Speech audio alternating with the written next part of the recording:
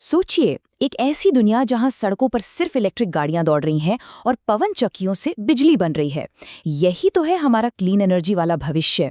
लेकिन इस क्रांति को चलाने के लिए एक चीज की जरूरत है, जिसके बिना ये सब कुछ अधूरा है। खनिज। और इन खनिजों की भूख हमें एक ऐसी जगह ले जा रही है जिसके बारे में हम जानते तक नहीं। हमारे ग्रह का आखिरी अनछुआ हिस्सा। जी हाँ, हम बात कर रहे हैं समुद्र की गहराइयों की। वहाँ इन कीमती खनिजों का सबसे बड़ा खजाना छिपा है। लेकिन यहाँ एक बड़ा सवाल उठता है, क्या ये हमारी ज़रूरतों का जवाब है या एक ऐसी तबाही की शुरुआत जिसे हम शायद रोक नहीं पाएंगे? और ये जरूरत सोचिए कोई मामूली नहीं है। अंतर्राष्ट्रीय ऊर्जा एजेंसी का अनुमान है कि 2040 तक इन क्रिटिकल खनिजों की मांग दुगनी हो जाएगी। जी हाँ, डबल। आज के मुकाबले 2 गुने। तो चलिए इस मामले की तह तक चलते हैं, क्योंकि ये कहानी सिर्फ ग्रीन एनर्जी की नहीं है। बिल्कुल नहीं। समुद्र की उन गहरी अंधेरी लहरों के नीचे एक अलग ही खेल चल रहा है, भू राजनीति का, ताकत का खेल। और इस खेल का नया नाम है सप्लाई चेन नेशनलिज्म। मतलब ये कि आज देश इकोसिस्टम की सुरक्षा से ज्यादा इस बात पर ध्यान दे रहे हैं कि उनके पास जरूरी संसाधन हमेशा मौजूद रहें। खास तौर पर जब चीन और अमेरिका जैसी बड़ी ताकतों में तनाव बढ़ रहा है, तो हर कोई अपनी सप्लाई चेन को सुरक्षित करने में लगा है, भले ही इसकी कीमत पर्यावरण को चुकानी पड़े। और इस रेस में एक देश सबसे आगे निकलता दिख रहा है, चीन। लेकिन उनकी रणनीति सिर्फ खनन तक ही सीमित नहीं है। वो इन अनुबंधों को एक हथियार की तरह इस्तेमाल कर रहे हैं।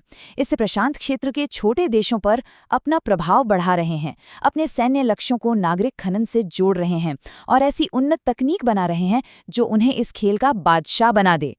तो देखिए, अंतर्राष्ट्रीय सीबेड अथॉरिटी यानी आईएसए ने अब तक कुल 31 अन्वेषण अनुबंध जारी किए हैं और इनमें से सबसे ज्यादा 5 अनुबंध अकेले चीन के पास हैं।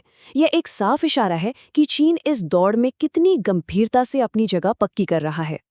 तो यहाँ ना दो अलग अलग सोच, दो अलग अलग दुनियाएं आपस में टकरा रही हैं।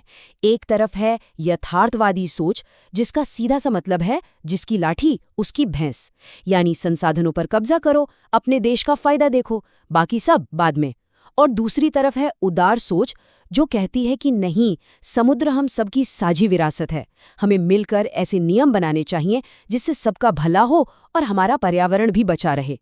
और इस पूरी टक्कर का केंद्र, इसका मुख्य मैदान, वो है प्रशांत महासागर में एक बहुत बड़ा इलाका जिसे क्लैरियन क्लिपर्टन जोन कहते हैं, हवाई और मेक्सिको के बीच।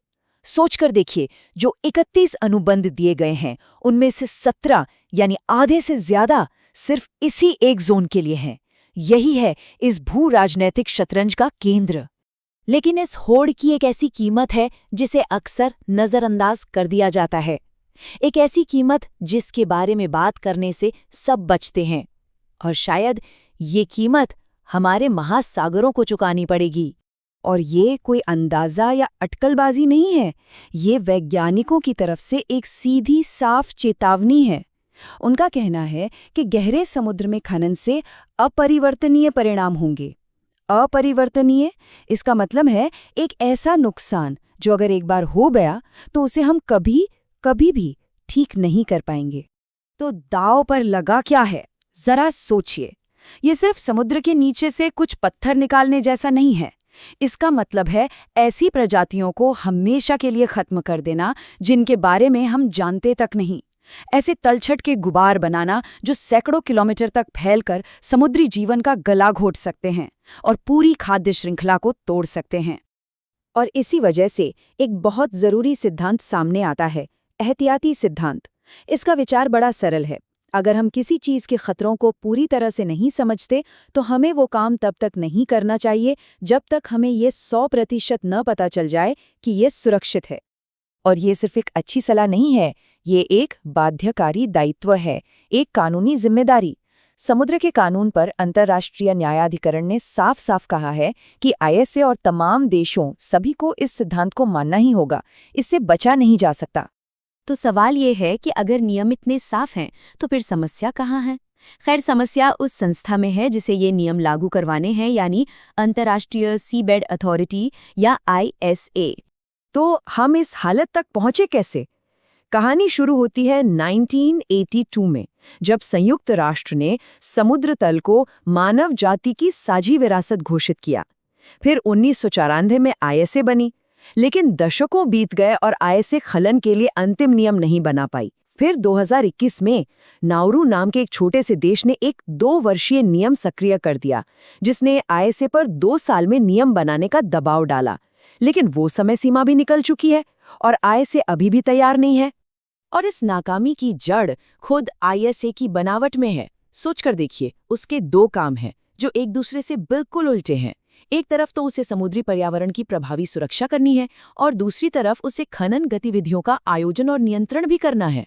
ये तो वही बात हुई ना कि एक ही इंसान को आग बुझाने और आग लगाने दोनों का काम दे दिया जाए। कितना अजीब अंतर्विरोध है। और इसका नतीजा है एक बहुत ही खतरनाक स्थिति। आईएसए ने 31 अन्वेषण अनुबंध तो दे दिए, लेकिन व्यावसायिक खनन शुरू करने के लिए जो जरूरी पर्यावरणीय और वित्तीय नियम हैं, वो अभी तक अंतिम रूप नहीं ले पाए हैं। मतलब एक दौड़ शुरू होने वाली है, पर नियम तय नहीं है। एक तरह का कानूनी शून्य बन गया है। और इसी नियामक शून्य की वजह से आज दुनिया साफ तौर पर 2 हिस्सों में बंट गई है। एक तरफ वो हैं जो खनन शुरू करना चाहते हैं और दूसरी तरफ वो जो इस पर रोक लगाना चाहते हैं। और सबसे हैरान करने वाली बात पता है क्या है? इसके खिलाफ सबसे पहले आवाज उठाने वालों में बड़ी बड़ी कंपनियां हैं। Google, BMW, Volkswagen, Volvo. ये वो कंपनियां हैं जिन्हें इन खनिजों की सबसे ज्यादा जरूरत है, पर उन्होंने साफ कह दिया है कि वे गहरे समुद्र से निकाले गए खनिजों का इस्तेमाल नहीं करेंगी। क्यों? क्योंकि वो अपने ग्राहकों और निवेशकों को संदेश दे रहे हैं कि वो इस विनाशकारी उद्योग का हिस्सा नहीं बनना चाहते।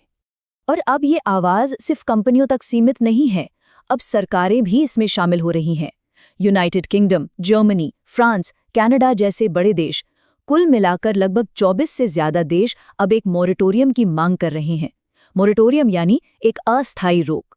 उनका संदेश बिल्कुल साफ है, पहले समझो फिर आगे बढ़ो।